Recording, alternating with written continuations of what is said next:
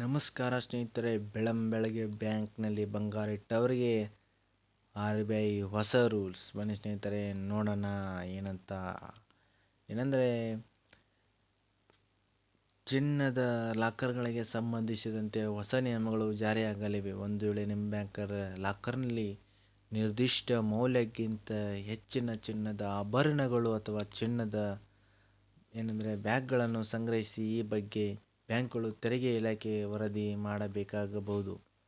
ಹಾಗಾಗಿ ಈ ನಿಯಮ ಏನು ಅನ್ನೋದಕ್ಕೆ ಈ ವಿಡಿಯೋದಲ್ಲಿ ಕಂಪ್ಲೀಟಾಗಿ ಹೇಳ್ಕೊಡ್ತೀವಿ. ಅದಕ್ಕೂ ಮೊದಲು ನಮ್ಮ ಚಾನಲನ್ನು ದಯವಿಟ್ಟು ಸಬ್ಸ್ಕ್ರೈಬ್ ಮಾಡ್ಕೊಳ್ಳಿ ಸ್ನೇಹಿತರೆ. ಕೆಳಗಡೆ ಕಾಣ್ತಿರುವ ಸಬ್ಸ್ಕ್ರೈಬ್ ಬಟನ್ ಮೇಲೆ ಕ್ಲಿಕ್ ಮಾಡಿಬಿಟ್ಟು ಪಕ್ಕದಲ್ಲಿರೋ ಬೆಲ್ಲೈಕನ್ನ ಆಲ್ ಮಾಡ್ಕೊಂಡ್ರ ಬೇಗ ಮಾಡಿ. ಆ್ಯಂಡ್ ಮಾಡಿದವರಿಗೆ ಥ್ಯಾಂಕ್ ಯು. ಬನ್ನಿ ಸ್ನೇಹಿತರೆ ನೋಡೋಣ. ಒಂದು ಕುಟುಂಬವು 15 ಲಕ್ಷಕ್ಕಿಂತ 20 ಲಕ್ಷ ಮೌಲ್ಯದ ಚಿನ್ನವನ್ನು ಬ್ಯಾಂಕ್ ಲಾಕರ್ನಲ್ಲಿ ಸಂಗ್ರಹಿಸಿದ್ದರೆ ಅವರ ವಾರ್ಷಿಕ ಆದಾಯ ITR ಆದಾಯ ಕೇವಲ 4 ರಿಂದ 5 ಲಕ್ಷ ಇದ್ದರೆ ಬ್ಯಾಂಕ್ ಈ ವ್ಯತ್ಯಾಸದ ಬಗ್ಗೆ ಪ್ರಶ್ನೆಯನ್ನು ಕೂಡ ಮಾಡಬಹುದು. ಎರಡನೇದಾಗಿ, ಯಾರಾದರೂ ಆಗಾಗ್ಗೆ ಚಿನ್ನದ ಸಾಲ ಪಡೆದು ಅದನ್ನು ದೊಡ್ಡ ಮೊತ್ತದ ನಗದಿನಲ್ಲಿ ಮರುಪಾವತಿ ಮಾಡಿದರೆ ಆ ವಿವರಗಳನ್ನು ಸಹ ತೆರಿಗೆ ಇಲಾಖೆಯೊಂದಿಗೆ ಹಂಚಿಕೊಳ್ಳಲಾಗುತ್ತದೆ.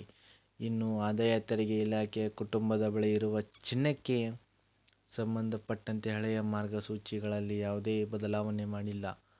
ಆದರೆ ಈ ಮಿತಿಗಳನ್ನು ಮೀರಿ ಚಿನ್ನ ಇಟ್ಟುಕೊಂಡರೆ ಅವರ ಖರೀದಿ ದಾಖಲೆ ಮತ್ತು ಆದಾಯದ ಮೂಲವನ್ನು ತೋರಿಸುವುದು ಕಡ್ಡಾಯವಾಗಿದೆ.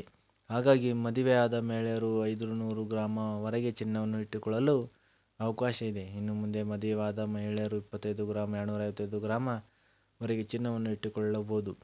ಇನ್ನು ಪುರುಷರು 100 ಗ್ರಾಂ ವರೆಗೆ ಚಿನ್ನವನ್ನು ಇಟ್ಟುಕೊಳ್ಳಲು ಅವಕಾಶ ಇದೆ. ಸ್ನೇಹಿತರೆ, ಒಟ್ಟಿನಲ್ಲಿ ಈ ಹೊಸ ನಿಯಮಗಳ ನಮ್ಮ ಆದಾಯಕ್ಕೆ ಅನುಗುಣವಾಗಿ ಚಿನ್ನವನ್ನು ಖರೀದಿಸುವ ಪ್ರಾಮಾಣಿಕ ತೆರಿಗೆದಾರರಿಗೆ ಯಾವುದೇ ತೊಂದರೆ ಇಲ್ಲ. ಸ್ನೇಹಿತರೆ, ತಮ್ಮ ಆದಾಯದ ಮೂಲವನ್ನು ಬಹಿರಂಗಪಡಿಸದೆ ಅಕ್ರಮವಾಗಿ ದೊಡ್ಡ ಪ್ರಮಾಣದ ಚಿನ್ನವನ್ನು ಬ್ಯಾಂಕ್ ಲಾಕರ್ನಲ್ಲಿ ಸಂಗ್ರಹಿಸುವವರ ಮೇಲೆ ಈ ನಿಯಮ ಅನ್ವಯವಾಗಲಿದೆ ಸ್ನೇಹಿತರೆ. ಹೌದು ಸ್ನೇಹಿತರೆ, ಬ್ಯಾಂಕ್ ಲಾಕರಲ್ಲಿ ಚಿನ್ನವನ್ನು ಇಟ್ಟವರಿಗೆ ಈ ವಿಡಿಯೋನ ಶೇರ್ ಮಾಡಿ ಸ್ನೇಹಿತರೆ. ನಿಮ್ಮ ಫ್ಯಾಮಿಲಿ ಫ್ರೆಂಡ್ಸ್ ಅವರಿಗೆ ಈ ವಿಡಿಯೋನ ಶೇರ್ ಮಾಡಿ.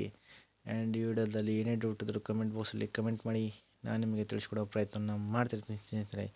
ಇದೇ ಥರ ಹೊಸ ಅಪ್ಡೇಟ್ಗಳಿಗಾಗಿ ನಮ್ಮ ಚಾನಲ್ ದಯವಿಟ್ಟು ಸಬ್ಸ್ಕ್ರೈಬ್ ಮಾಡ್ಕೊಳ್ಳಿ.